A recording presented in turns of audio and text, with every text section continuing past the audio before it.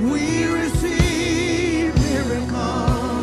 Yeah. Good morning. Welcome to Faith in the Morning. Something good is going to happen to you today, so expect miracles. Thank you for joining today. Faith in the Morning exists to help you start your day with faith and encouragement, and that's exactly what's going to happen today.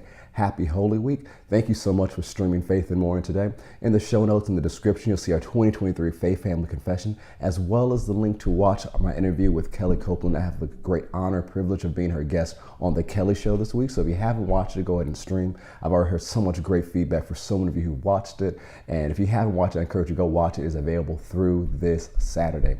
And tonight, at Faith, we have our midweek experience. It's an online midweek experience. We'll be continuing walking through the book of 1 John. Well, let's go to Mark chapter 11. And this week, as Holy Week, we've been walking through some of the last teachings and things of Jesus. And let's look at Mark chapter 11. And let's go to verse 11. This is on Palm Sunday, and we've talked about Palm Sunday for the last few days. Mark chapter 11, verse 11. And Jesus went into Jerusalem and into the temple. And so when he looked around at all things, notice this, he looked at everything. As the hour was already late, he went out to Bethany with the 12. And of course, Bethany is where Lazarus and his sisters lived, and this is where his home base was for these few days. And then now on the next day, when they had come out of Bethany, he was hungry. And seeing from afar a fig tree having leaves, he went to see if perhaps he could find something on it. When he came to it, he found nothing but leaves, for it was not the season for figs. In response, Jesus said to it, "Let no one eat fruit from you ever again." And his disciples heard it. So they came to Jerusalem. Pause. So notice, Jesus has passed this tree, coming from Bethany into Jerusalem, into the temple, leaves the temple, passes this tree, goes to Bethany again. And the next morning, he goes to this tree again. So he's passed by this tree 2 different times at least, maybe more.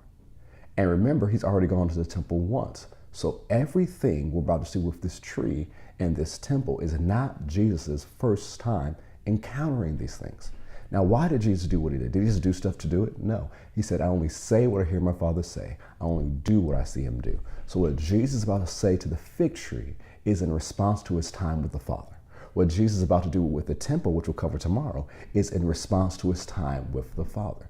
And so he passes by this fig tree and speaks these simple words. It's 9 words in the King James, 10 if you include "and." And he speaks to it, and his disciples heard him. Now, obviously, nothing happened immediately, because if it happened immediately, everybody would have said something.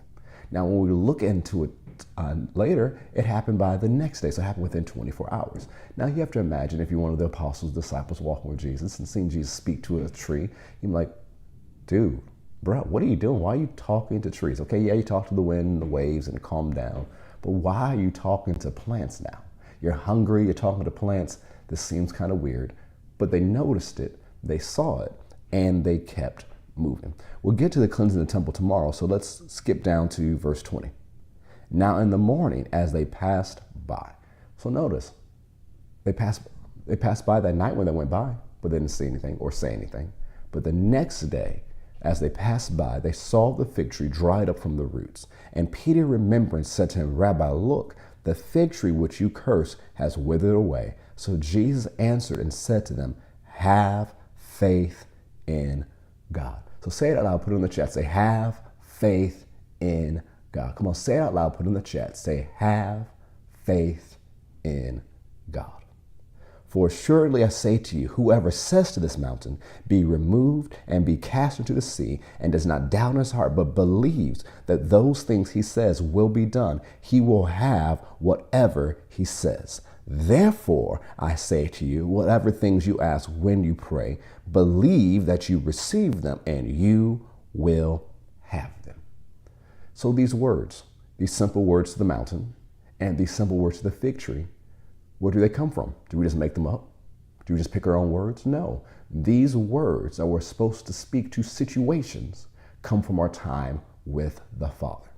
So our speaking to the trees in our lives that need to go, or speaking to the mountains in our life that need to go, our faith is not supposed to be in those words. Our faith is not in faith. Our faith is in God. And there's some situations in your life that you need to speak to today. So today, take some time to pray and ask God, what should I say to this situation? What should I say about this situation? And when he gives you those words to say, you speak those words out and you thank God that it's done. You say, well, I'm in this situation right now. I got this negative doctor report. What should I do? Have faith in God. Well, did you see the news this week? What should we do? Have faith in God. Did you hear about the economy? What should I do? Have faith in God. You say, well, all these things are going on around me. What should I do? Have faith in God. No matter what you're facing, no matter what you're dealing with, no matter what's surrounding you, the answer is have faith in God. There was an old general in the Church of the Lord who's gone home to be with the Lord, mighty man of God, who used to say, you don't have any problems. All you need is faith in God. Now, what do you say about this? Your problems have to bow to faith in God. And so how does this faith operate? You take time, you spend time with God, you hear from him, you get your marching orders, you speak to the situation, and you expect it to be done. And notice when you study this part out in the Gospels, it says that the tree dried up from the roots. So the words you speak in faith by the leading of the Spirit of God go to the root of your situation and cause your situation to dry up from the roots. So just because you say something and it doesn't happen immediately, don't think it didn't work. It's going to the root of the situation. What are you supposed to do after that? Do whatever God's told you to do. Stay in a place of praise. As we talked about earlier this week, praise positions you for prophetic fulfillment. Stay in a place of praise. Stay in a place of hope. Stay in a place of expectation. Keep being obedient to the Spirit of God. Keep being faithful. And what God told you to say will come to pass. It tells us Psalm 103 that angels hearken to the voice of his word. When you put God's word in your mouth, angels will listen to you. So do not fret. Don't be worried. God is working some great things in your life. And so what I said earlier, I say again, have faith in God, because something good is going to happen to you today.